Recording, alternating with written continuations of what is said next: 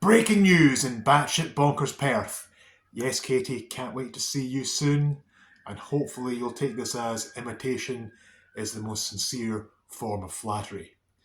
Grant Lane, the council leader for the SNP, is gone. In a surprise turn of events, which was framed as personal reasons. And I thought, personal reasons, that's awfully sudden. Usually, if they've got personal reasons, they list it, like illness or whatever. And I kind of thought, should I be celebrating this? What if he's sick? What if his family member's sick? Whatever. And I kind of thought, nah, I think that he's been at it. I think he's had his hands in the cookie jar. And guess what? He has. He must have learned from Nippy. So, we've got a corrupt SNP leader and a corrupt council leader in Perth. What does that mean? Does that mean that I would trust Pete Wishart's views on things even less than I already do? Absolutely. Does that mean I trust the SNP even less? Considering Nippy and her husband or whatever went down with all that, the lavender marriage and, the tent and everything. Is it a thing that the SNP have to embezzle?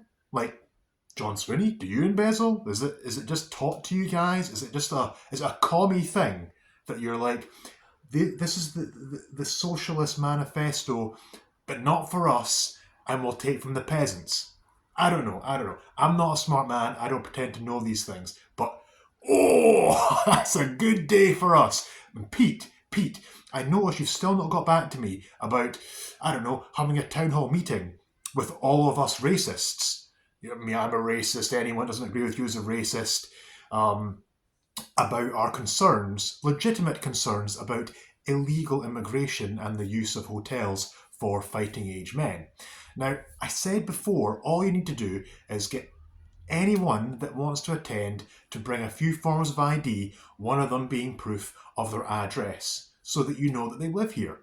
Because some people say that, reform buses people in or the far right buses people in. Well, I've been to one of these things, and I know that that's not the case. I've literally witnessed it with my own eyes and my own ears, right? So I challenge you still, Pete Wishart, or whoever's going to be in charge of the SNP up here in Perth, maybe John Swinney, I don't know how it's all going to work. Again, I'm not a smart man. I don't pretend to understand these lofty things. But let's get the people in. If there's a whole bunch of racists being bussed in from down south, they won't get in because they can't prove that they live here. I know that's weird that we're asking for proof because we don't ask for proof if you come into the country. But it doesn't matter. Like, I'm not a smart man. I'm not a scientist. I'm not well educated. I didn't go to university. I don't understand these things. I'm just putting something out there and hoping that our rulers will see fit to go with it, because I think that it's reasonable and logical. So you get everyone to come and bring their ID with their with proof of their address, and we go in there and we just do this.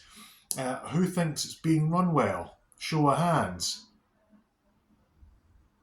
Probably no one. Who doesn't like the way the immigration is being run? Show of hands. Oh, look at that.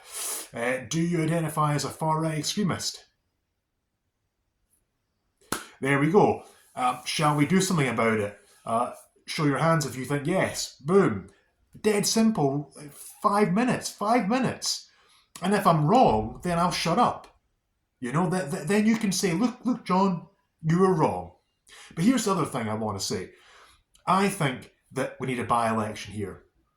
Because if Grant Lane and then his wee pal Eric Drysdale is taking over, and the SNP or someone in the SNP has been dipping the cookie jar, that suggests to me that we can't trust a lot of them. Like, I wouldn't take over a company and find out that this manager has been stealing and he's got a really close-knit group of friends. I wouldn't just keep them around. I would get rid of them, right? So I think that we should have a by-election or whatever phrase you want to call it. And I think we should be doing that soon. And I think, personally, we need to get the SNP out and get some new blood in this place. But again, what do I know?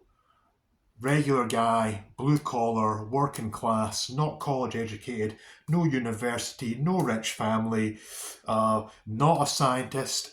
I don't even trust the science. I never trusted the science before. I'm just an idiot, a plebeian, a peasant. But this is what I'm requesting. But for those that understand sarcasm and are happy about the events of today, oh!